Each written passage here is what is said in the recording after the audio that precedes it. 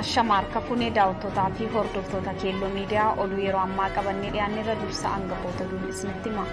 Waraanni bilisummaa Oromoo Oromiyaa bakka hedduutti PP waliin lola gaggeessuun cinatti leenjifamtoota haaraa eebbisuusaa beeksise.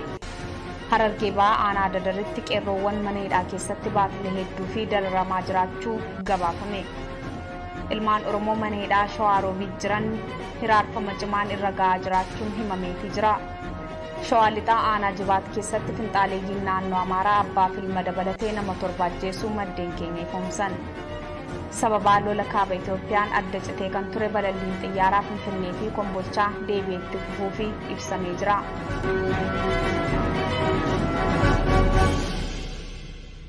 Daawwattoota keenya gara bal'ina oduuttan isin dabarsaa oduu kan isinitti mo'an Mooneet Badhaasaati. Waraanni bilisummaa Oromoo Oromiyaa bakka hedduutti PP waliin lola gaggeessuun cinatti leenjifamtoota haaraa eebbisuusaa beeksise.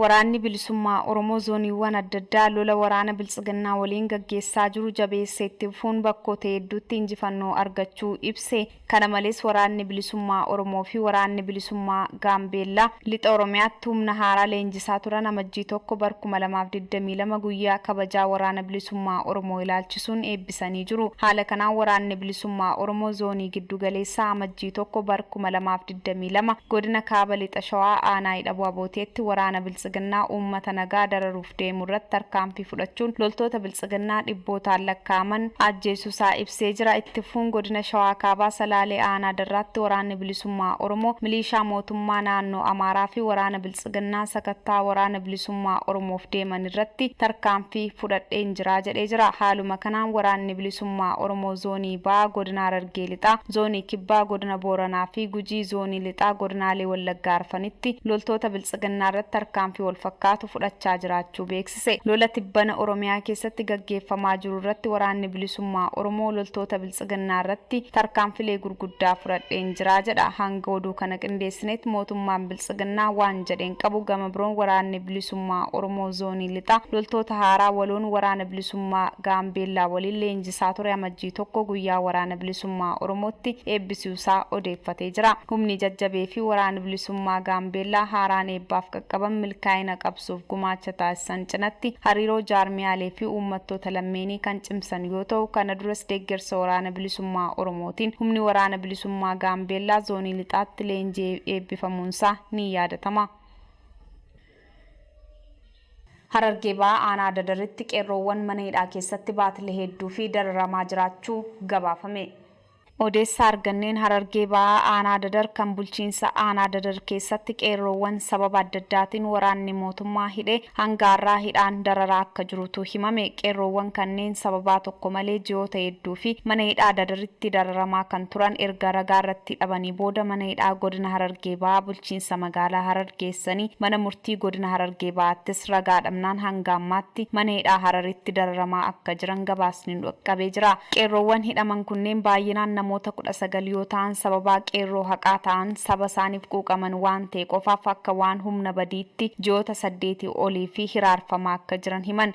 Namoonni 19 maqaan isaanii kan nu qaqqabe Hafiz Abdullahi Isiaq Shaamee, Roobaa Muhammad Adam, Ibsaa Hasan, Ibsaa Abdallaa, Ibrahim Shaamee, Abubakar Yaasin, Muhammad Kamal Hasan, Arif Muhammad Abdullahi, Hafiz Jundii, Roobaa Adam Muhammad, Ibsaa Muhammad Adam, Bariisoo Kamal Abdoo, Barsiisaa Kadir Kamal, Samir Ibrahim, Abaadiree Bakaree, Abdullah Xifasan, Mallasaa Hayila Maariyaam, Mustafaa Muummee Sulee qeerroowwan 19 keessaa kan mana murtii bilisa baasee ni jira, kan mirgi wabii eegameefis jira jechuun himanii jiru. Garuu hanga ammaatti bahuu hin dandeenye jedha odeessi nuyi arganne. Mootummaan Itoophiyaa yeroo adda addaatti jumlaan lammiilee Oromoo hidhaa kan jiru yoo ta'u, hidhaa seeraan alaatiin manni murtii bilisa osoo baasuu humna waraanaan dirqamaan gara mana hidhaatti galchuun dararaa irraan ga'uu itti fufee jira. Oromiyaa kutaalee adda addaa keessatti hidhaan jumlaa deemaa kan jiru yoo ta'u, hanga ammaa hidhaa fi hiraarsaan lammiilee Oromoo irra ga'u akkuma itti fufeetti jiraachuusaa gabaasni ba'u ifa godha. Ilmaan Oromoo mana hidhaa Shawaa Roobiit jiran hiraarfama cimaan irra gahaa jiraachuun himameetii jira.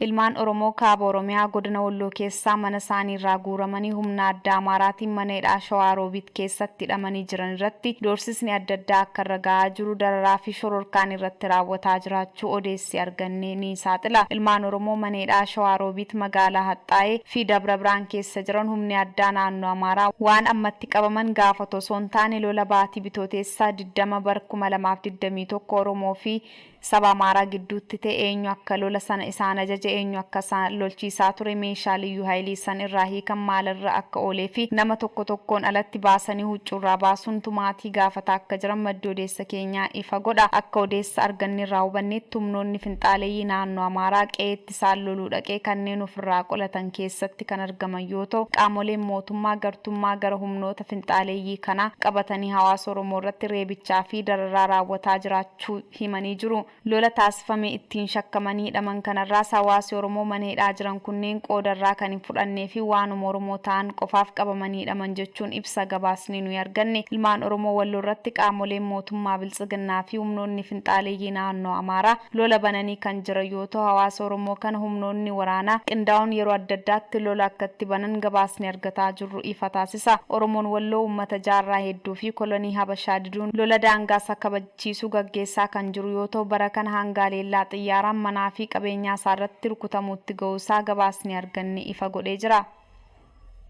Shawaa Lixaa aanaa Jibaat keessatti finxaaleeyyiin naannoo Amaaraa abbaa fi ilma dabalatee nama 7 ajjeesuu maddeen keenya ifoomsan. Gabaasa keelloo miidiyaan argateen godina Shawaa Lixaa aanaa Jibaat gandaa Daamii Ukkee jedhamu keessatti finxaaleeyyiin naannoo Amaaraa namoota 7 kan abbaa fi ilmi keessatti argaman ajjeesan jedhame. Ajjechaa kan akka raawwataniif qaamoleen mootummaa Biltsiginnaa tumsa gochaa fi akka turanillee gabaasni arganne ifa taasisa. Ajjechaan kun akka lakkoofsa Habashaatti muddee 5 bara 2014 raawwachuusaas gabaasni arganne ifoomsee jira. Lammiilee nagaan Oromoo namoonni ajjeefaman hundi guyyaa tokkicha haala sukkanneessaan qe'ee fi qabeenyaa isaanii irratti ajjeefamuu kan himu gabaasni kun araddaa fi qeesaa irratti humnoonni finxaaleeyyii Amaaraa hidhannoon socho'an lolatti banuu isaanis eera. Finxaaleeyyiin naannoo Amaaraa tumsuun ajjechaa kana kan raawwate bulchitoota aanaa Jibaat harka keessaa qabaachuu kan himu odeessi arganne. Erga namoonni kunneen ajjeefamanis uummanni reeffa isaanii kaasee akka hin awwaallanne dhorkuu eeree jira. Lola sanaan kan ajjeefamaniin alattis hawaasni hedduun lola sana dheessuu waan qabu gadhiisee baqachuu fi dirqamuusaa gabaasni arganne ni mirkaneessa. Namoonni ajjeefaman kunneen Tasfaayee Sheetee, Katamaa Tasfaayee Sheetee, ilma obbo Tasfaayee, obbo Hundee Fayyisaa, obbo Caalaa Fayyisaa, Qalbeessaa Fixxeensaa, Warqinaa Gammachuu Baqqala kanneen jedhaman. Humnoonni finxaaleeyyii naannoo Amaaraa daangaa Oromiyaa cabsuun Wallagga Bahaa, Horroo Guduruu, Wallagga Shawaa Lixaa fi Wallootti uummata nagaa hedduu ajjeesuu fi qeerraa buqqisaa kan jiran yoo ta'u mootummaan federaalaa mootummaa naannoo Amaaraaf Biltsiginnaa naannoo Oromiyaan deeggaramanii uummata Oromoo ajjeesaa qabeenyaa isaa saamaa jiru. Ajjechaawwan deettii humnoonni finxaaleeyyii Amaaraa gaggeessaa jiran kana dhaabsisuuf mootummaan tarkaanfii fudhate kan hin qabnee fi daranuu humnoota kana harka lafa jalaan tumsaa akka jirus gabaasni bahaa jiru ifa godha. Sababa lola kaaba Itoophiyaan adda citee kan ture balalliin xiyyaaraa Finfinnee fi Kombolchaa deebi'eetti fufuu fi ibsamee jira. Torbanoota dabarsine keessa sababa lola kaaba Itoophiyaa keessatti adeemsifamaa jiruun sodaa nageenyaaf balalliin xiyyaaraa magaalaa Finfinnee gara Kombolchaa adda citee ture akka lakkoofsa Itoophiyaatti muddee 27 bara 2014 deebi'eetti fufuu ta'uu daandiin qilleensa Itoophiyaa ifoomsee jira. Daandiin qilleensaa kun karaa miidiyaa hawaasaa isaanii akka ibsetti guyyaa eeramerraa eegalee balalliinsi guyyuu ni jiraata jedhee jira. Lola TPLF fi mootummaa federaalaa gidduutti taasifamaa jiruun humnoonni TPLF magaalaa Finfinnee qabachuu fi akeeka qabachuu isaanii ibsanii humnoonni kunneen magaalota kibba Walloo, Dassee fi Kombolchaa to'achuu erga ifoomsanii booda ture. Daandiin qilleensichaa balalliinsa gara magaalota kanneenitti taasisuu kan adda kutee ture. Daandiin qilleensa Itoophiyaa balallii xiyyaarotaa magaalaa Kombolchaa buufatanii darban erga addaan kutee ji'oota 2 dabarsaa kan jiru. Dabalataan balalliinsi gara Laallibalaa adda citee tures guyyaa wiixataa akka lakkoofsa Itoophiyaatti muddee 25 bara 2014 eegaluu daandiin qilleensaa kun ibsa baaseen hubachiise. Gama mootummaan daandiin balallii xiyyaaraa deebi'ee banamuuf akka jiru yoo himamu humnoonni TPLF ammoo bifa haaraan lola akkatti uffaa jiran gabaafamaatii jira. Lolli dhaabbatee nagaan akka bu'uuf fedhii olaanaa agarsiisaa kan jirtu Ameerikaan qondaalota ishee olaanoo gara gaanfa Afrikaatti bobbaasuun lolli Itoophiyaa keessaa mariin akka dhumuuf dhiibbaa taasisuu ergatti fuftee as lolli akka duraatti saffisaan deemaa kan hin jirre ta'ullee hanga ammaa lolli ittuma fufee akka jiru gabaasni bahu ifa godha. Daawwattoota fi hordoftoota Keelloo Miidiyaa oduun ammaaf qabanne kana gammaa ture qophiilee Keelloo afan waliin turtii gaarii.